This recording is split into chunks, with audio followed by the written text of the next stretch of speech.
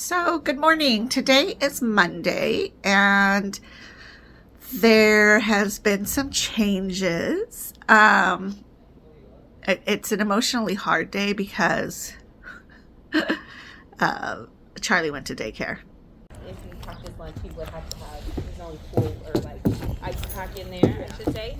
But we do have the fridge in our classrooms for like Hi, friend. ice packs. We need ice packs, or if we have kids, we have some kids who have diabetes, and we keep in the fridge too. So things like that.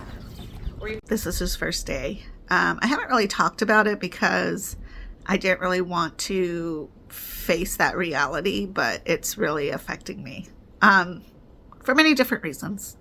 So, my cortisol level, I'm sure, is skyrocketed.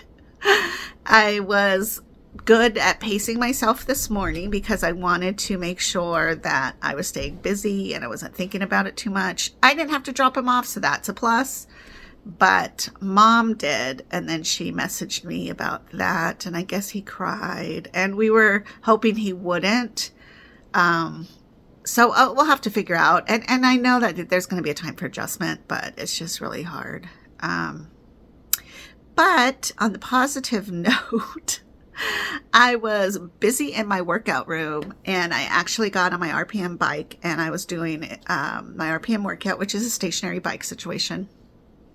And so I was halfway through that when she called and said, we didn't give him breakfast and we didn't bring him lunch. I guess we were supposed to. So we thought, since he started today, that he was going to be covered with all of that. But of course, it's an adjustment for everybody to kind of get on the same page. And so she's like, is there any way you can take him lunch? And I was like, oh, sure, So that in itself was a little bit challenging because my first thought is like, what do I make Charlie for lunch that is going to be nutrition based and not processed food based?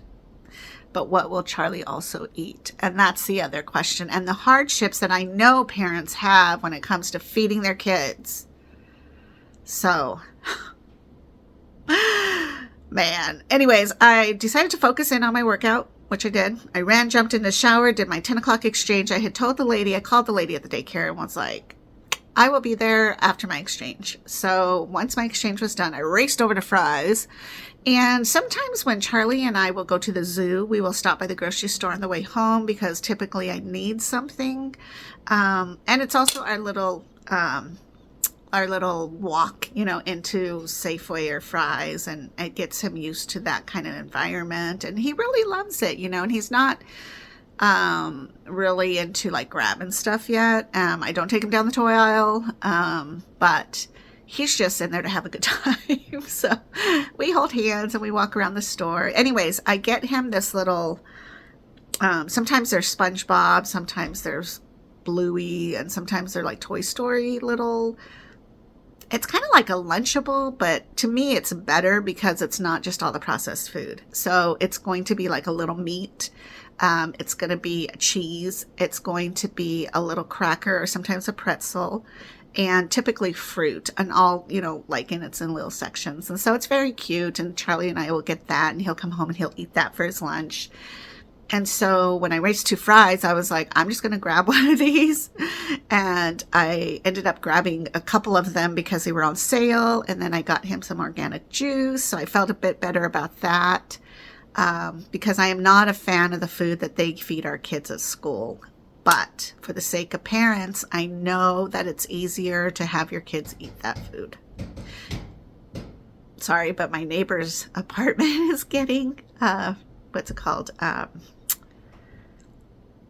Redecorated or cleaned out. I don't know. They're fixing it for the next tenant. So if you hear banging, that's what that is.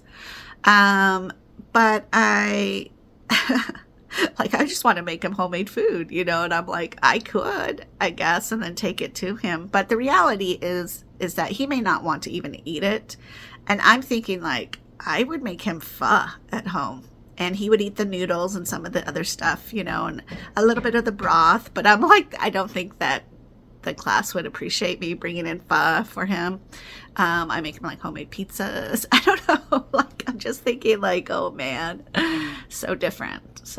So anyways, they're going to end up paying for his food every week, which is fine because they can do that. And then just this week, we're going to be able to cover his food for his breakfast and his lunch. And I'm going to see how it goes because I already want to go pick him up, and it's nap time right now. And I don't know how that went. I already don't want him to go tomorrow because I can hang out and play with him tomorrow. But I know that that's probably not the best thing. I didn't think I would be this affected, but I am. So anyways, the good news of the day is that I did get a workout in. I felt energetic. I put that on my calendar because I'm keeping track of how I feel throughout the month. Because even though I do not get a cycle due to the dialysis, I will continue to have those surges of hormones because I'm still a girl. And so because of that, I want to start keeping track of when my surges go down in order to be able to know how to work out. So there's the idea that when you are gearing up that week before you have a menstrual cycle, you actually are in crisis mode naturally with your body because your body is trying to make a baby. It's getting ready for the baby. It's doing what it needs to in case that baby is made. And so there's the idea that girls, women should not work out excessively during that week. Typically, you don't feel like it because you're cramping, irritability. You might find hungers different. Like that's the typical chocolate or, like carb loading you want to do because your body's like, we're in crisis. We need this. We might have a baby coming. And so workouts like yoga is good, stretching is good, just walking is good. And so when I started thinking about it, because I don't go through those things necessarily, then it's like I need to figure out how to make sure I'm getting the best effective workouts when those surges happen. And so lately I've been writing down every day, how do I feel when I wake up? Am I overly tired? Am I overly energetic? How am I doing? And so that way I'll know how to not punish myself because that's what happens with my mind. It's like, I think, well, it's Monday. I need to get on that RPM bike. I need to do this. I need to push through. And in a lot of ways in life, yes. You don't want to go to work, but you push through and you go anyways because you have bills to pay, right? But some things you can be lessened on, like, I don't feel good. I'm going to take a relaxing day today. And that's perfectly fine. And some of us like to beat ourselves up because we're like, hey, we should be working out. And then that mountain seems so much bigger than what it really should be because we're now punishing ourselves, right? So that's why I'm keeping track of that. So today I did feel good. I went ahead and jumped on my bike and it was hard. It was so hard. I know that in time it will be rewarding and it will be great and it will get easier so that I have to shift it to harder gears. But as of today, it was really difficult.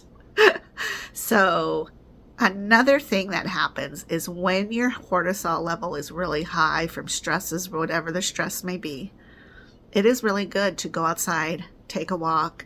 I'm just proud of myself for actually doing the workout. I know that it's a really hard workout when I want to quit, and I'm not a quitter. And so there are times, and I remember, and I think I've mentioned this before, when I used to watch, and I loved The Biggest Loser. Like that was one of my most favorite shows to see how they triumphed over things.